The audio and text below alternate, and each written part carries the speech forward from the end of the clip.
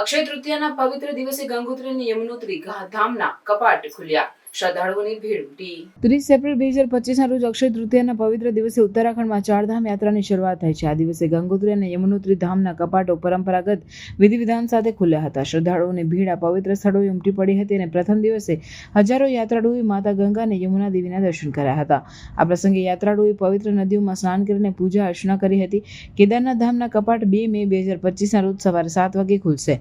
આ માટે ભગવાન કેદારના શીતકાલીન ગદ્દી સ્થળ ઊખી મઠના ઓમકારેશ્વર મંદિરમાં મહાશિવરાત્રિના દિવસે વિશેષ પૂજા અર્ચના અને પંચાંગણના કરીને તારીખ નક્કી કરવામાં આવી હતી. કેદારનાથ ધામના કપાટ ખોલવાની તૈયારી માટે ભગવાન કેદારની પંચમુખી ડોલી 28 એપ્રિલે ઊખી મઠથી પ્રસ્થાન કરશે અને 1 મેના રોજ કેદારનાથ ધામ પહોંચશે.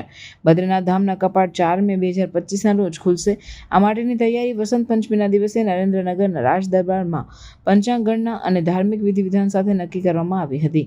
બદ્રીનાથ ધામના કપાટ ખોલવાના કાર્યક્રમ માટે રાજમહેલ અને મંદિર સમિતિ દ્વારા તૈયારીઓ શરૂ કરી દેવામાં આવે છે.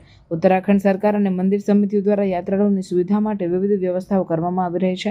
યાત્રા માટે ઓનલાઈન અને ઓફલાઈન પ્રક્રિયા સરળ બનાવવામાં આવી રહી છે અને યાત્રા માર્ગો પર આરોગ્ય ચેકઅપ સેન્ટરો, વિશ્રામ સ્થળો અને જલપાન કેન્દ્રોની વ્યવસ્થા કરવામાં આવી રહી છે.